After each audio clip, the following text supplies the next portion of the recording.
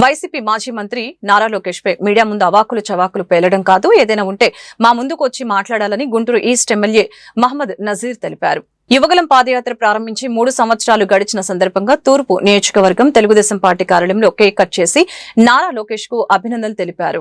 అనంతరం మీడియాతో ఎమ్మెల్యే మాట్లాడారు. యువగలం పాదయాత్ర వల్లనే కూటమి పార్టీకి 164 సీట్లు వచ్చాయని తెలిపారు.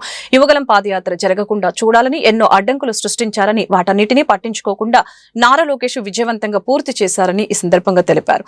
నరేంద్ర మోడీ ప్రశంసించే స్థాయికి నారా లోకేష్ ఎదిగారు అని సంతోషం వ్యక్తం చేశారు. నారా లోకేష్ ను స్ఫూర్తిగా తీసుకుని ప్రజాసేవకు మేమందరం అంకితం అవుతామని ఈ సందర్భంగా హామీ ఇచ్చారు.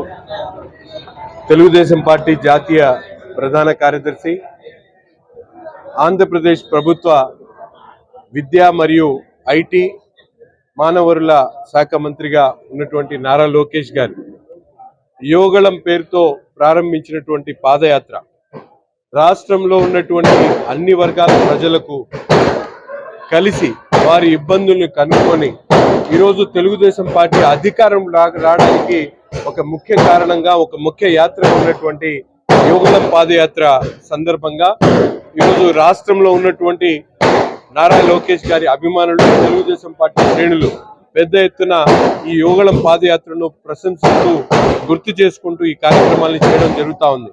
ముఖ్యంగా నారా లోకేష్ అంటే గతంలో అనేక మంది హేళన చేసినటువంటి, మాట్లాడినటువంటి పరిస్థితులు వాళ్ళందరికీ కూడా ఈరోజు ముచ్చముట్టలు పెడతా ఉన్నాయి. ముఖ్యంగా రెడ్ బుక్ మొన్న ఎక్కడో ఒక మంత్రి గారు మాట్లాడుతూ ఉన్నారు. రెడ్ బుక్ ఒక పెద్ద మనిషి రచించారు, ఆ రెడ్ బుక్ లో ఎవరికి ఏం పేజీ ఉందనో. రెడ్ బుక్ తెరవక ముందే ఈరోజు కొంతమంది కొత్త డైపర్లు కొనుక్కుంటున్నటువంటి పరిస్థితులు ఉన్నాయి. అటువంటి వాళ్ళందరికీ కూడా చెప్తా ఉన్నాం, ఈరోజు యువకులతో పెట్టుకోవద్దు. ముసలివాడిగా ఉన్నటువంటి ఎవరైనా, ఏ మాజీ మంత్రి అయినా ఈరోజు ఛాలెంజ్ చేయాలనుకుంటే మీ స్థాయికి తగ్గట్టు ఛాలెంజ్ చేయండి.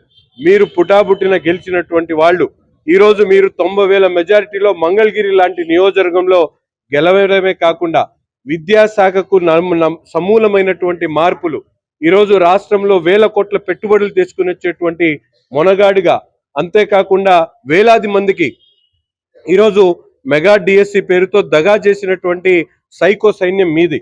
ఈరోజు మెగా డిఎస్సి పేరుతో ప్రజల 16,800 ఇళ్లలో వెలుగు నింపినటువంటి నాయకుడు మా నాయకుడు నారా లోకేష్ గారు.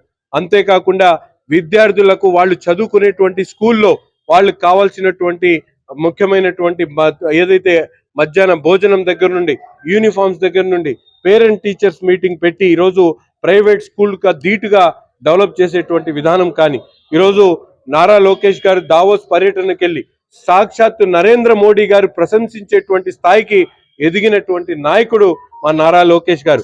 నిజంగా మీరు ఎవరైనా మాట్లాడదలుచుకుంటే ఈరోజు మన ముందుకు వచ్చి మాట్లాడండి. మీడియా ముందు ఏదో చవాకులు పేరడం కాదు.